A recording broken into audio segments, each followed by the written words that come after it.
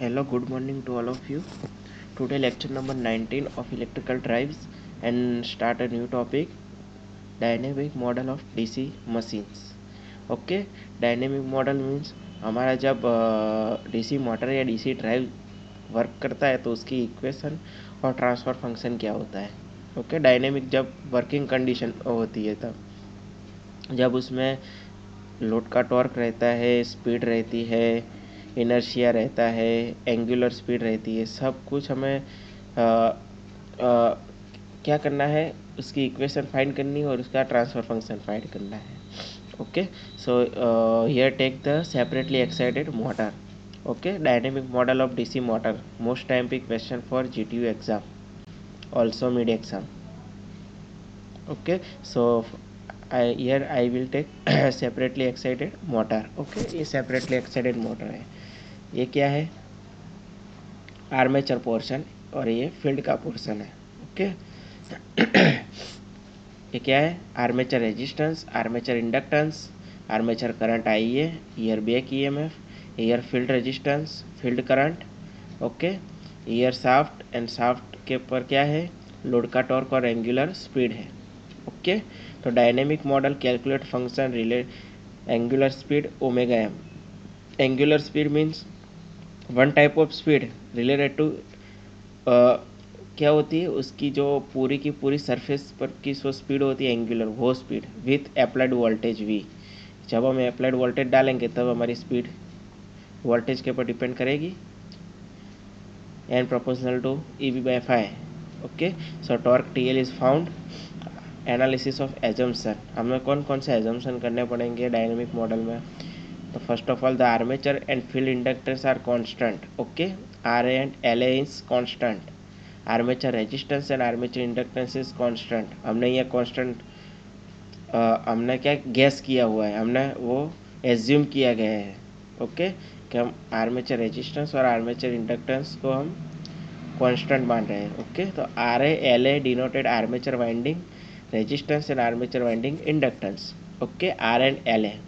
First of all, a complete. Second number, inductance LA does not affect steady state performance. Okay, inductance LA does not affect steady state performance but play important role in transient condition.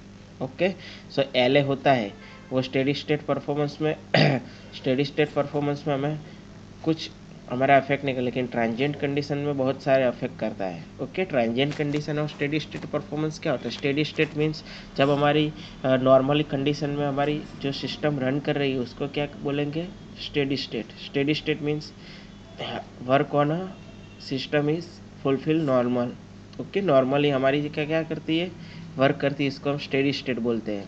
But important in transient condition. Transient means जब हमारे बहुत सारी speed बढ़ गई है या voltage level बहुत ज़्यादा हाई हो गए, उसको हम ट्रांजिएंट बोलेंगे.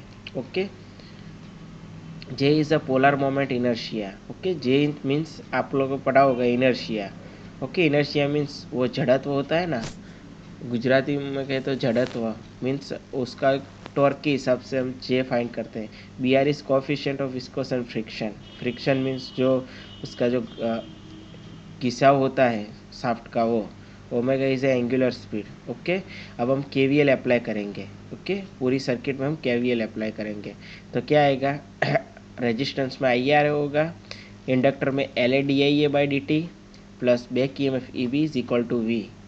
ओके, तो v is equal to I R plus L D I by D T plus E B. Okay, is equal to total ये होगा, केवीएल आपने पढ़ा होगा, इसमें होगा वोल्टेज ड्रॉप, इसमें voltage drop, E B voltage और is equal to total V. Okay, वो इक्वेशन हमने यहाँ पे रख दी है. Okay, I R A plus L A D I A by D T plus E B is equal to V. Okay, E B is the back E M F. Okay, E B is equal to back E M F with respect to E B proportional to phi omega M. ये कहाँ से आया, N proportional to E B by phi. अब हमने E B को हम करता बनाएंगे तो एन इंटू फाइव होगा, N into five, five into N, omega M is equal to one type of speed, तो फाइव हो गया इस इक्वेशन पर से. अब motor field supply is constant. Okay, supply is constant तो फ्लक्स भी हमारा कांस्टेंट होगा. ओके, फ्लक्स हमारा क्या है, कांस्टेंट है, फ्लक्स तो हमारा बदलेगा नहीं. हमने यहाँ पे रेजिस्टेंस और इंडक्टेंस क्या है, एजम किया है, कांस्टेंट किया है, तो फ्लक्स हमारा कांस्टेंट होगा तो फ्लक्स निकल जाएगा, तो E B proportional to omega है। ओके, हम फ्लक्स नहीं ले रहे क्योंकि फ्लक्स तो कांस्टेंट है, हमारा फील्ड सप्लाई कांस्टेंट है। तो okay, so E B is equal to, हमने कोफिशिएंट निकाल के ई ओमेगा एम रख दिया। ओके, तो फर्स्ट ए इक्वेशन हो रही है, दूसरा A equation, A B is equal to K E omega M.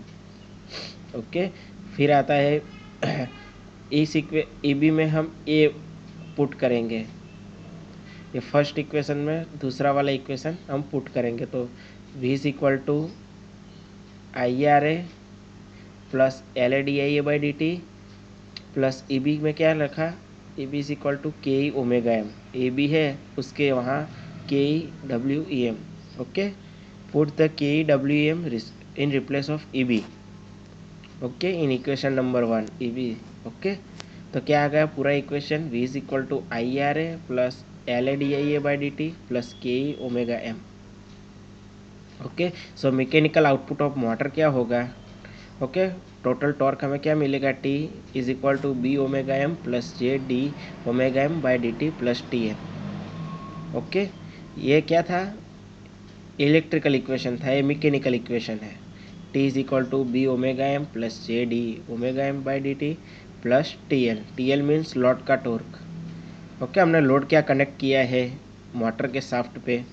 Okay, motor का शाफ्ट कहाँ है, ये मोटर का शाफ्ट है, ये पूरा वहाँ पर क्या कनेक्ट किया हुआ है हमने वो उसका लोड टॉर्क होता है। ओके, तो T is equal to 5 IA, हमने आगे पढ़ा हुआ था, T प्रोपोर्शनल टू 5 IA, लेकिन 5 यहाँ पर कांस्टेंट है, तो हमने इक्वल टू रख के KIA रखने का, T is equal to KIA, क्योंकि टॉर्क किस के ऊपर डिपेंड करेगा, फ्लक्स एंड आर्मेचर करंट, लेकिन फ्लक्स हियर कांस्टेंट, सो ये calculated only armature current, or T is equal to KIA.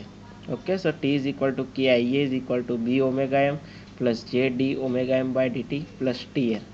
Okay, so B omega m plus J D omega by TL, TL. Okay, so KIA, T, यहाँ T की जगह हमने क्या रख दिया, KIA रख दिया, तो KIA और पूरा का पूरा एज इट इज़।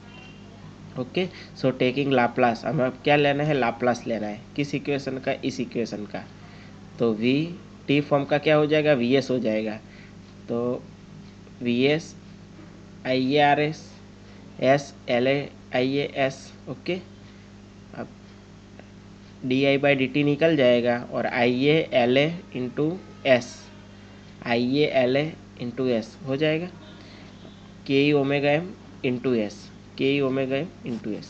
ओके, सब आई ए क्या है, यहाँ आई ए दोनों कॉमन निकलेगा, तो आई ए कॉमन निकला, R A plus S L A into I A S. Okay, K E omega M into S. Okay, अब हम आई ए को क्या करेंगे, इक्वल टू के लेफ्ट हैंड साइड में, तो I A is equal to V S minus K E omega S upon R A plus S L A.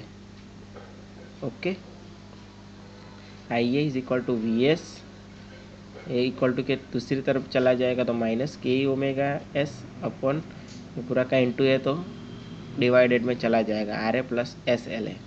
Okay, तो I A S into is equal to V S minus K E omega M into S. Okay, अब R A को हम क्या करेंगे, common निकालेंगे, तो R A into S 1 plus S tau A. Okay, A tau है, tau. Okay, L A plus R A is equal to tau A means armature time constant. Okay, अब R A is equal into 1 plus S tau A.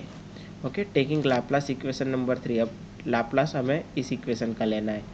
Okay, तो हम Laplace इस equation का लेंगे तो क्या होगा, T S K I S B omega M into S J omega S N T L S. Okay, इस इक्वेशन का सबका क्या लेना है, लाप्लास लेना है, B omega M into S. Okay, so here T omega S B omega S J D omega S and T L S. Okay, तो हमने ले लिया पूरा का पूरा इधर। अब ओमेगा एम इसको हम क्या करेंगे,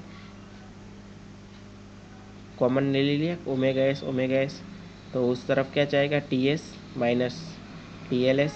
okay, T S minus plus था तो उधर चला गया तो T S minus T L S. Okay, upon B plus S J, B plus S J, क्योंकि हमने ओमेगा एस क्या निकाला था, कॉमन निकाला था, तो omega M S is equal to T S minus T L ऐसा। ओके, तो B 1 plus S T tau M. Okay, तो tau M is equal to J by B, mechanical time constant. Okay, so I A S means क्या करना है, ये कहाँ से आया, वो ए इक्वेशन पर से आया, I S. Okay, I S V S minus K E omega S. Okay, तो ये नीचे चला जाएगा और ऊपर अंश में क्या रहेगा, न्यूमरेटर में 1 R A into 1 plus S tau A. Okay, ये आ गया, तो पूरा का पूरा हमने ऊपर था वो नीचे ला दिया, तो हमने कुछ नहीं किया, ये पूरा का पूरा है we S minus K E omega M into S, वो नीचे ला दिया और वहाँ पर 1 रख दिया और कुछ नहीं किया यहाँ पे। Okay, omega M S upon T S minus T L into S. Okay, is equal to 1 by B, ये पूरा का पूरा सेम टू सेम वहाँ का हमने नीचे ला दिया, T S minus T L S. Okay, 1 upon B 1 plus S T M. Okay, इसमें अब लास्ट में क्या होता है, ये पूरा का पूरा हमने डायनेमिक मॉडल को हमने फाइंड कर दिया, वी एस इनपुट था, ओमेगा एस आउटपुट हमने स्पीड मिला। Okay, 1 upon R A 1 plus S T A क्या था, ये रेजिस्टेंस, ये उसका कोफिशिएंट। ओके, लोड का टॉर्क और ये मोटर का आर्मेचर का टॉर्क। ओके, वो दोनों कंबाइंड होके क्या होता है 1 upon B mechanical time constant. Okay, और आउटपुट में ओमेगा एम एस। ओके, तो फीडबैक में के ही आता है, के ही ओमेगा एस क्या है, वो इसका स्पीड सेंस करके कंपेयर करके इसको टाइम में स्टेबल रखता है, omega M angular speed. Okay, ये दोनों एक क्या होगा, वो एक साथ होके T L S into T S हमने एंगुलर स्पीड देती है। ओके, सो ये था dynamic model of DC motor drive. Okay, so here most time P for GTU exam, also mid exam. Okay, so I hope you are understand. Here conclude that lecture. Thank you.